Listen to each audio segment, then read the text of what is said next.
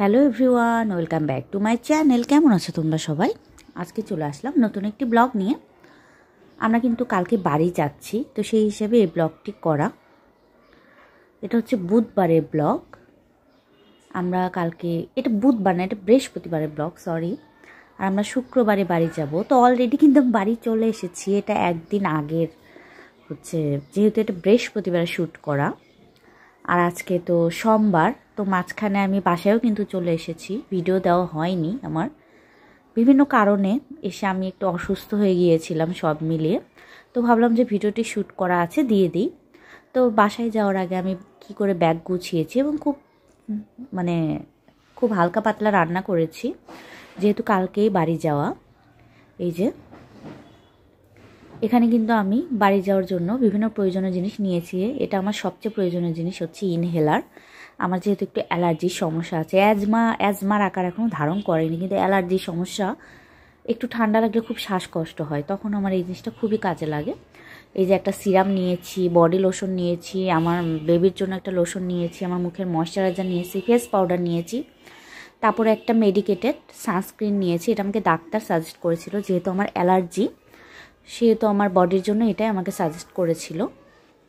তারপর টোনার, বিভিন্ন, যেহেতু আমি এবার 1 মাসের মতো বাসায় থাকবো, তো বিভিন্ন কিছু আমার দরকার। এখন আমার এখানে তো থাকে না, সব ঢাকাই থাকে। তো আমি বাসায় যাওয়ার আগে কিছু কিছু জিনিস নিয়ে যাচ্ছি। আর সামনে যেহেতু পয়লা বৈশাখ, সো আমার এই যে এগুলো কিন্তু টুকটাক জিনিস আমার দরকার, যেহেতু পয়লা বৈশাখের পরে আমি আসছি। এই যে আমি নেকলেস নিয়েছি, এই দুটো নেকলেস আমার নেওয়ার প্ল্যান, আমি যাই না পরে কি করব। তারপর টিপের পাতা নিয়েছি, এই যে শ্যাম্পু নিয়েছি, যেহেতু ওখানে থাকা হয় না, ওখানে আসলে কিছুই থাকে না, যে হয়তো শ্যাম্পু কিনবো, কিন্তু যেহেতু 2-1 দিন চালানোর জন্য এই মিনি প্যাক শ্যাম্পু, এই সানসিল্কের এই পিঙ্ক কালারটা আমি খুব নিতে আমি প্রিফার করি। তারপরে একটা আই শ্যাডো নিয়েছি, এই যে নেল পলিশ, একটা আইলাইনার প্লাস মাস্কারা, এগুলো নিয়েছি। আর 2-3টা টপ নিয়েছি। এগুলোই বাড়ি যাওয়ার আগে আমি গুছিয়েছি আর কি। আর কাপড় তো আগেই গুছিয়েছি, ওগুলো দেখাইনি আর তোমাদের সাথে।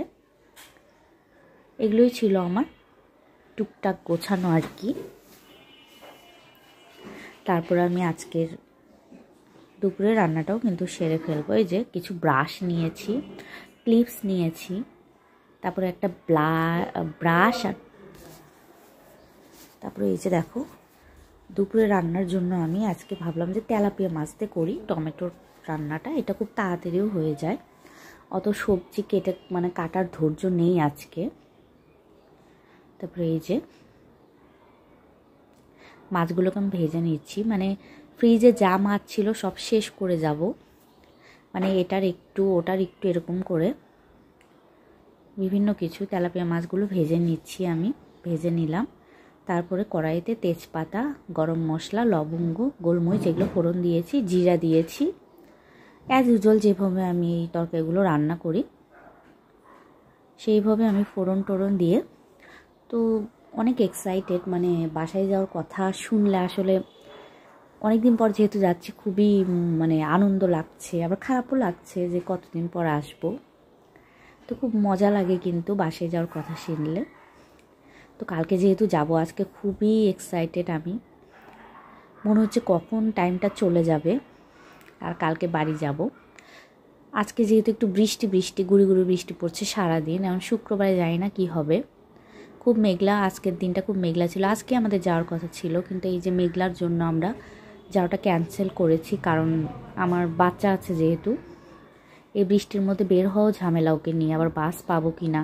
আমি আগে টিকিট কাটিনি, যেহেতু এখন ঈদের অত ভিড় থাকার কথা না, সেহেতু আমি যেই টিকিট কাটবো ভেবেছি। এই যে দেখো, পেঁয়াজও কিন্তু দিয়ে দিয়েছি। পেঁয়াজগুলোকে আমি একটু নরম করে নিয়ে এর ভেতর হলুদ দিয়েছি, জিরার গুঁড়ো দিয়েছি, ধনে গুঁড়ো দিয়েছি।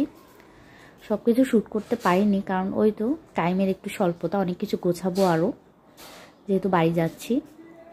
এই যে দেখো, আর একটু আমি এখানে জিরার গুঁড়া অ্যাড করেছি। এই যে এগুলোকে একটু মশলা কষিয়ে নিয়ে এর ভেতরে আমি দিয়ে দিব টমেটো। মশলাগুলোকে এই যে ভালোভাবে কষিয়েছি, যেহেতু তেল বের হয়ে এসেছে, তো এর ভেতরে আমি দিয়ে দিব টমেটো। এই যে দেখো, টমেটোগুলো দিয়ে আমি এখন টমেটোগুলো হালকা নেড়ে চেড়ে নিব। এখন টমেটোগুলো সেদ্ধ হয়ে আসলে একটু ভাজবো। এই যে দেখো টমেটোগুলো আমি ভেজে নিচ্ছি, হালকা হালকা সেদ্ধ করব আর কি। টমেটো সেদ্ধ হতে তো বেশি টাইম লাগে না। আজকে আমি টমেটোর আলু দিয়ে রান্না করব। অন্যদিন আমি শুধু টমেটো দিয়ে রান্না করি এই তেলাপিয়া মাছের যেটা ঝালটা। তো আজকে এক বেলায় রান্না করব, সো একটু ঝোল ভালো করে দিব যাতে আমাদের কালকে সকাল পর্যন্ত হয়ে যায়। যাওয়ার আগে আর রান্নার ঝামেলা করব না। এই যে একটু লবণও কিন্তু দিয়ে দিয়েছি। টমেটোগুলো কিন্তু নরম হয়ে এসেছে। হালকা গলাবো, বেশি গলাবো না, যাতে হালকা গোটা গোটা থাকে। তারপরে এর ভেতরে আমি দিয়ে দিব সেদ্ধ করা আলুগুলো। সেদ্ধ করা আলুগুলো আমি একটু লবণ আর হলুদ দিলাম, যেহেতু আলু দিয়েছি একটু লবণ না দিলেই না। তারপর আমি আরেকটু নেড়ে চেড়ে ভেজে নিচ্ছি। আমি আরেকটু ভেজে নিব। এগুলোকে আমি নেড়ে চেড়ে নিয়ে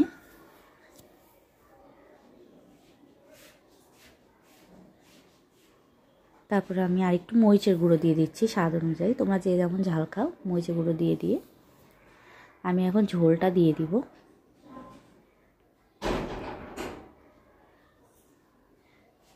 বাসায় এসে এখনও আমি ভিডিও শ্যুট করিনি, ভেবেছিলাম আসার সময় করব, কিন্তু আসলে ওগুলো রাস্তার মধ্যে জার্নি করতে করতে আর মনেই নেই যে করার কথা। তো এই দেখো ঝোল দিয়ে দিলাম। এখন ঝোলটা ফুটে উঠলে আমি কিন্তু এর ভিতরে মাছ দিয়ে দেব। এই দেখো এরকম ঝোল দিলাম, এটা আমাদের কালকে সকাল পর্যন্ত হয়ে যাবে। আমরা কিন্তু একটু ঝোল বেশি খাই। তোমরা হয়তো ভাবতে পারো এত জল কেন দিচ্ছি, আমরা একটু ঝোল বেশি খাই, আমি আর আমার বাবা। এই যে মাথাটা আমি আগে দিচ্ছি, যেহেতু একটু মাথাটা মানে একটু রস ঢোকার ব্যাপার আছে, ঝোল ঢোকার ব্যাপার আছে। এই যে মাছ দিয়ে দিলাম, মাছ দিয়ে দিচ্ছি।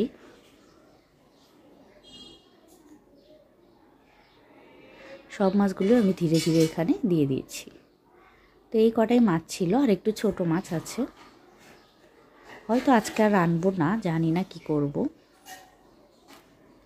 এই যে নামানোর আগে কিন্তু একটু মশলার গুঁড়ো দিয়ে দিয়েছি। এটা একদম আমি মাংসর মতোই রান্না করি, সবই মাংসের প্রসেসে। ভাল লাগে এইভাবে খেতে। জাস্ট আদা রসুন বাটাটা আমি দেই না, কারণ আমার মা হচ্ছে মাংস খায় না, তো ওইভাবে আদা রসুন বাটা দিলে খেতে পারে না, আসলে মাংসের একটা গন্ধ চলে আসে। তো এই জন্য আমি ওইভাবে আদা রসুন বাটা দেই না, কিন্তু পেঁয়াজ এগুলো সব গুঁড়া টুড়া সবই দিই। তারপরে দিয়ে দিলাম কয়েকটা কাঁচামরিচ ফালি। কাঁচামরিচ এখানে আমি চিড়ে নিয়েছি। তারপরে দিয়ে দিলাম নামানোর আগে ধনে পাতা। এগুলোকে আমি কিন্তু ডিপ করে রেখেছিলাম ডিপ ফ্রিজে। এগুলোকে আমি একটু নেড়ে চেড়ে নিব। আর এর সাথে বাসায় ছিল হচ্ছে করলা, তো করলাও ভেজে নিব। তো কোনো কিছুই রেখে যেতে চাচ্ছি না, এগুলো সব পচে যাবে সবজি, আর মাছও মানে স্বাদ নষ্ট হয়ে যাবে, তো কিছুই রাখবো না আসলে।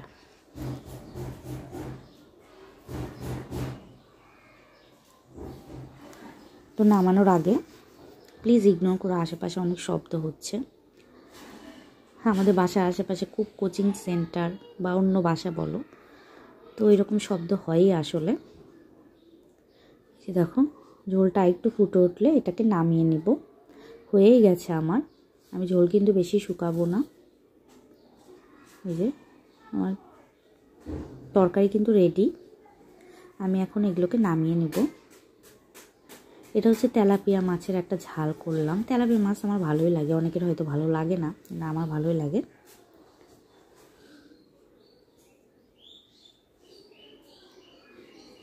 তো তেলাপিয়া মাছের একটা ঝাল করলাম।